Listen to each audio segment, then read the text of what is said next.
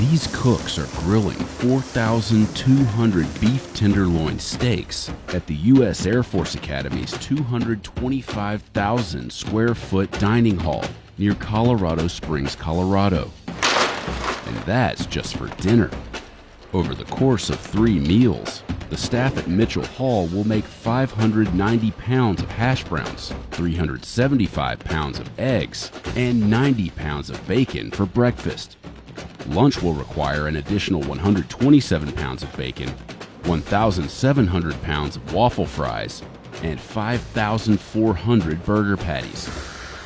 On any given day, the cooks here are preparing 10,000 meals. This is the biggest dining facility I've ever worked in. You look at 430 tables, family style, and you got a starch, a meat, and the vegetable. You're looking at about 1,300 pans of food that are going on the table on a daily basis for lunch here. But feeding 4,000 Air Force cadets isn't the same as feeding your average college student. Their energy needs are quite high compared to the average person, where most people are trying to eat like 2,000 calories. These kids, I want them eating like much, much more than that and consistently throughout the day. And on top of the bigger calorie count, lunch comes with a set of Air Force traditions 3 days a week. We got to see how one of the military's largest dining facilities cooks massive quantities of food across 3 different meals. Mitchell Hall has an annual budget of $20 million. In 2022, the dining facility purchased 546,000 pounds of meat, 1.2 million pounds of produce, and 21,000 gallons of milk, which were served across 3.5 million meals. Today's dinner is not just any meal. It's the Cadet Wings Recognition Dinner.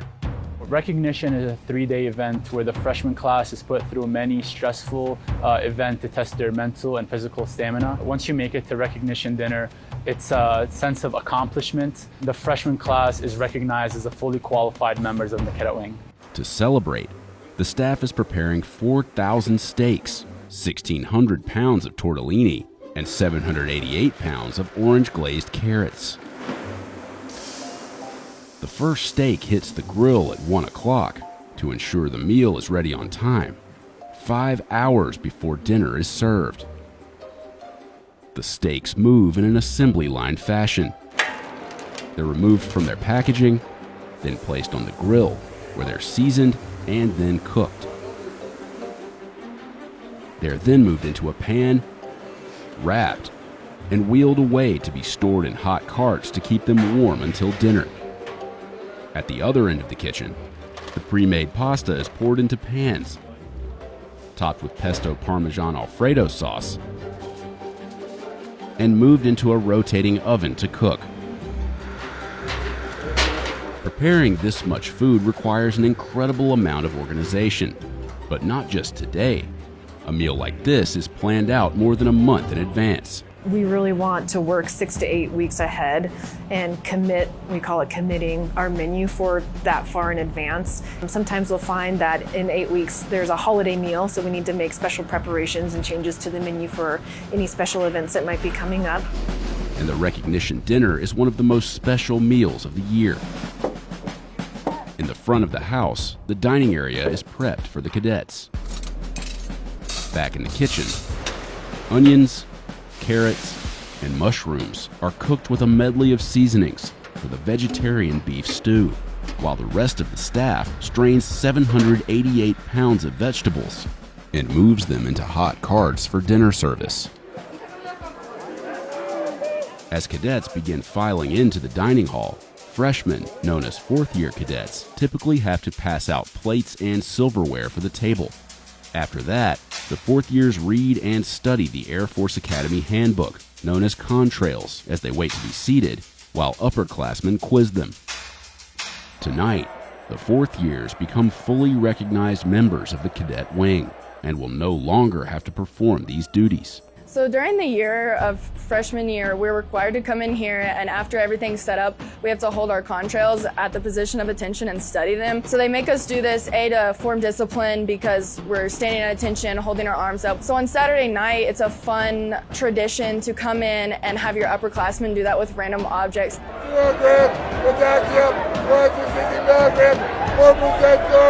And then you can ask them questions like they would with us with our knowledge. We're like yelling at them in a fun manner, and it's just a really cool experience, tradition that we do. Before dinner ends, the wait staff brings out Mitch's Mountains, a dessert made earlier in the week by upperclassmen just for today's occasion. The Mitch's workers came in and they brought us these boxes, and we're like, oh, what's that? Then they open them and it's just this pile of dessert. And so it's pound cake on the bottom, topped with a bunch of scoops of ice creams and whipped cream and cherries and American flags on top to celebrate our country. And so that was one of the cool experiences for us as freshmen. After the meal, the staff in charge of the recognition dinner head home. In just 8 hours, a fresh team of cooks will arrive to prepare the next meal. Good morning. Our head count for today has gone back down. We had to increase because of the weekend for recognition. So breakfast, we have scrambled eggs, bacon, and the roundabout hash browns. Let's have a good shift. This morning, the cooks only have 2.5 hours to prepare breakfast for 1,500 students. It's a smaller meal because, unlike most lunches during the week, cadets aren't required to attend. But it's still a challenge to finish on time. The biggest challenge that we have right now is making sure that we have enough staff on hand to make sure that the job gets done on a daily basis. We are open 7 days a week, and we do serve 3 meals per day, so the work never stops. Like many other kitchens, Mitchell Hall is still recovering from a staffing shortage caused by the pandemic. The 8 cooks on staff for this meal boil 375 pounds of pre-cooked scrambled eggs, heat up 90 pounds of bacon, and cook 560 pounds of hash browns in an industrial-sized fryer known as the Monster. As our staffing dwindled, we've had to go to a lot of pre-done convenience items. For instance, boil in a bag mashed potatoes, boil in a bag mac and cheese. It's a very time-saving opportunity for us with the short staff that we have. It's a proven method for serving large quantities of nutritious food with only a handful of cooks. The staff will spend the majority of their time transferring breakfast items into pans, where they will be set on the serving line for cadets to grab and go or dine in. But just as breakfast is being served, lunch prep is already underway. So lunch today, the cadets are getting what we call the California burger. They're getting waffle fries today. Again, they get run through our Monster deep fryer as well. And we got the lettuce, tomato, onion kits that come in fresh, and those get placed on the table as well. On Monday, Wednesday, and Friday, there's no room for error in preparing the lunch meal. All 4,000 cadets are required to dine in at Mitchell Hall, and they're only given 20 minutes to eat. There's only about a 30-minute window that they have between classes. Then right after that, they're going to another class of military training. So there's only a small window built in for them to eat in Mitchell Hall. That limits their options. We can't provide endless options in a meal like that, so they do get their one main option. We usually have a lean protein option for them, and then we have a vegetarian option, and that's it. Where at like a traditional college, you're gonna go in and you're gonna have different types of cuisines available. We don't have that necessarily here. I think it's just the scale that we serve on is the biggest difference in how we provide food to our cadets. Prepping the burger patties for 4,000 cadets takes about 4 hours. Cooks start by laying out the pre-cooked patties on a tray before moving them into the oven to heat up. In another part of the kitchen, cooks work together to feed 1,700 pounds of waffle fries into the deep fryer conveyor belt. As the fries exit, they are immediately put into pans that are later loaded into hot carts. Meanwhile, vegetables are boiled and seasoned in 2 100-gallon kettles. So what we have here is our 100-gallon steam-jacketed kettles. We cook a very diverse amount of product through here. Right now we're doing Italian vegetables. That's one of the vegetables for lunch service today. Typically on veg, we'll do about 200 pounds worth of vegetables for a lunch service. On the lower level of the kitchen, staff works to wash, chop, and pack fruits and vegetables for meals planned later in the week. Prepping food days in advance allows staff to seamlessly serve thousands of required meals. There's a buffalo chicken wrap, buffalo chicken tenders for vegetarians, waffle fries. But even more crucial to their efficiency is planning the menu weeks in advance and storing the meals in the dining facility's 20,000 square foot warehouse. When we are ordering foods, that order goes in all at the same time for the whole week. They get put into a category, and depending on that category is the day that they arrive. Once everything comes off the elevator, we'll separate it and take it to wherever it needs to be. We have 4 storage departments: the warehouse, the freezer, meat, and dairy. While the warehouse staff takes inventory and stocks next week's food, the kitchen staff is wrapping up lunch, moving the last few batches of food onto warming trays. Outside, cadets get into formation for the dine-in lunch, which is mandatory 3 days a week. The